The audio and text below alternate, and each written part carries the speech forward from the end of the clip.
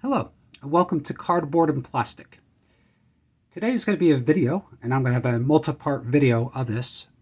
And today is going to be why I grade. I'm going to make other videos of how I grade, what I grade, but for today it's why do I grade, and why do other people grade, and why should you grade? Before I begin though, I want everybody's opinion. I have this Smiths with coating, and typically what I do with my refractors like this, try to focus this, maybe on the back would be easier to focus. This card is out of 100, but it has the coating on it. So typically what I do is I buy two of these cards, I take the coating off of one, I leave the coating on the other one, and I keep both in my collection. However, when they're out of 100, I don't know if I'll be able to find another one of these cards. So below, are you team coating or team take off the coating? So I want to know what I should do here. I'm really hesitant. I wanted to take off the coating. I almost did it, but then I rethought that. So hopefully I can get another one of these and my decision will be made for me. So back there I have cards, and what I'm going to describe today is why do I grade. So in the beginning I graded for profit. I don't really do that. So and I sent these in at 2020 and I got these back 2022 from PSA. And they're still profitable for when I sent it in. So like these cards are common. Anybody that grew up in the junk wax era knows that, I mean, there's thousands of these on eBay, ComC, in amazing shape. Now these cards, I mean, if I sold them raw, it'd be like $1 or $2. I graded them for 10, and even in a PSA 9, they go for like $30 a piece for these things. Now this is my warning for other people. Don't buy cards like this. If you want a PSA 9 Jordan, just wait for grading prices to come, buy some raws and grade them for $10 a piece. PSA 9s are not that bad. I mean, these are 30, but please don't buy a PSA 10 of these. The pop reports are just going to keep on going up and up and up. And really, what's the difference between a PSA 9 and PSA 10? It's very small. I guess if you have the money, you can do whatever you want. I got rid of almost all my PSA 10s to grow a collection. So I had like cards like this. I graded these. They're like from 30 years ago, from when I collected as a kid. I got a couple of PSA 10s of this. I sold them for $120 a piece. So, I mean, this is not a $120 card in my opinion. People want it for the registry for PSA. I really didn't even want to grade it. These things are so common. I just said, okay, I'll sell that. I'll keep one in the top loader and not worry about it. So if you know what you're doing, you can make a lot of money flipping cards. I also had cards like this where I was buying for $10 a piece, 1980 Fleer and Stockton rookie, Miller rookie, Pippen rookie, Rodman rookie. I kept on buying these and grading these, and I bought them like $10, $15, maybe $20 raw for some of these. And I kept on getting 9s after 9s, and I kept on trading these for other cards I wanted or even selling them. So I built my collection, a lot of it from 1988 Fleer. And I did actually get PSA 10 Rodman, and I should get rid of that one, but I'm keeping it for now. So when I talk about ROI, return upon investment, I always grade myself personally that I always want the card like this to be worth more with the grading fees and the raw card price. And if I know the card's going to grade lower and I'm not going to get my grading fees back, I won't submit. Now, I know some people submit cards even if the return upon investment's not there. However, they grade for entertainment. And I don't mind that as well. I play golf. I pay $100 to smack a golf ball around and lose golf balls. I probably lose $20 of golf balls, but I enjoy it, right? So a lot of people, they enjoy grading. They'll pay SGC $30 a card, and maybe the card's not even worth $30 in the holder, but they enjoyed the experience. So I grade really for making my cards more expensive. People grade for entertainment, right? So those are two different ways to grade. The third way is for authentication. Now, cards like this, this is really the most rare Michael Jordan base card out there. The 1986 Fleer, from reports, there's more of those made than the 1987. Now, this card is off-centered. I knew that. It got a PSA 7. But why did I grade this card?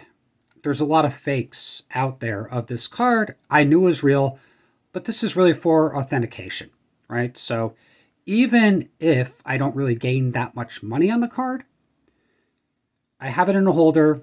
It's authentic. So later on, if I want to trade it or sell it, the card itself, I don't have to explain to anybody, is it real or not? Because there are a lot of fakes of this. Actually, be very careful buying any 1986, 1987, and even I've seen a lot of fakes on eBay for 1988 Fleer. So Jordan is just like Mickey Mantle. Jordan, they have counterfeits of even like regular 1987 cards, which they produced a lot of. But if you want the most rare Jordan, the 1987 one is it. Now, the one on the right, I didn't grade, and this comes to one of my other points is it worth grading or just buying the card that you want? So I have one. I was about to send it in to CSG to grade this card, but it would cost me $11. And this is like a $3 card. So it would cost me, like, after shipping back and forth, like $15, $16 to have a graded card. You never know. I might have missed, right? I always look at my cards very carefully, but if there's like a little crease or something like that, and it grades low, then you just wasted a lot of money. So what I did, instead of grading, I bought. And there's some amazing deals for like these junk wax. And if you want to build up a great collection, you could do this. I went on ComC, I believe I paid like $9 for this card. So $9 for a BGS9 mint card. It's beautiful. And with the grading fees, I mean, you can't even grade for $9. There was another card that I bought recently. It's a PSA 9 Barry Sanders. I bought this one for $18. Now, if I bought a raw card, graded it, it would be well over $18. Now, from my cards, you could see for the majority of these, I have the Superior Fit sleeves on them.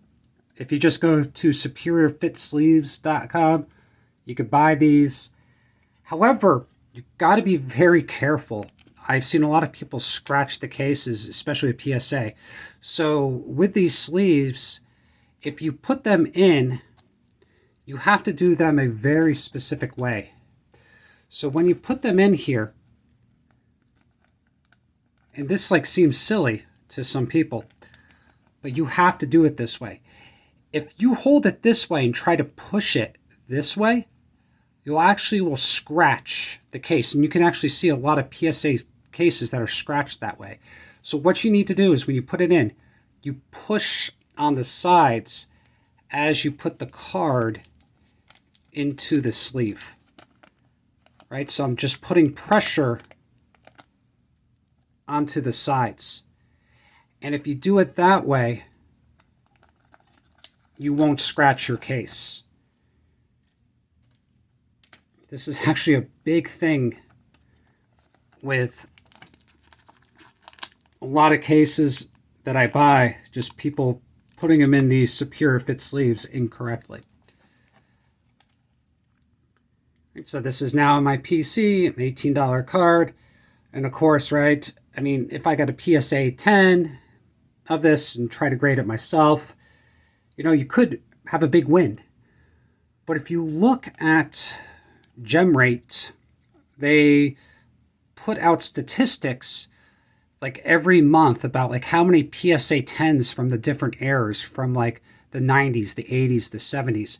And if you look at it, there are very few cards from the 1980s that get gem mints.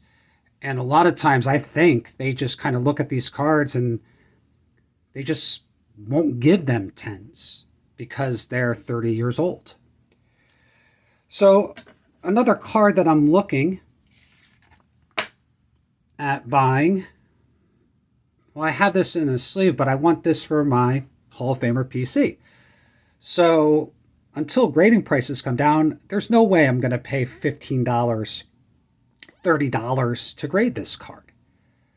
I will buy it for $10 in a PSA 9 slab, or I'll just wait until grading for PSA becomes $8 to $10, or SGC becomes $10 again.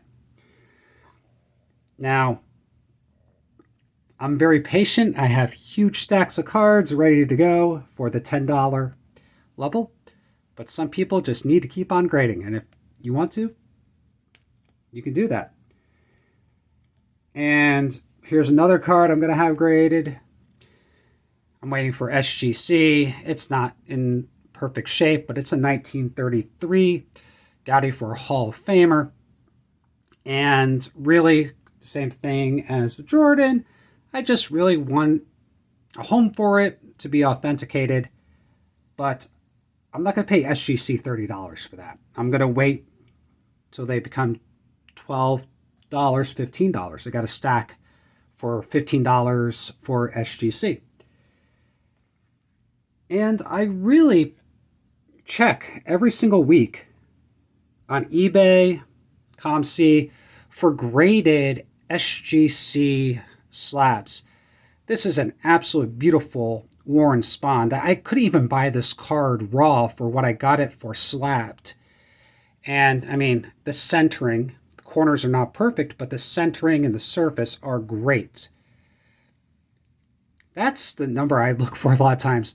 There's a lot of 4.5s for SGC that are absolutely gorgeous from the 50s and the 60s. So why do I grade? I grade to add value to cards. I grade to make my cards more valuable so I can trade them for other cards that I want. However, I won't grade for my PC just to have a card there. It needs to have the value for me. And if the value's not there, I'll let other people spend their money. And I think I bought this card for $35 to $40. So they paid $30 to grade this card. And I got the card what I wanted for the price that I wanted.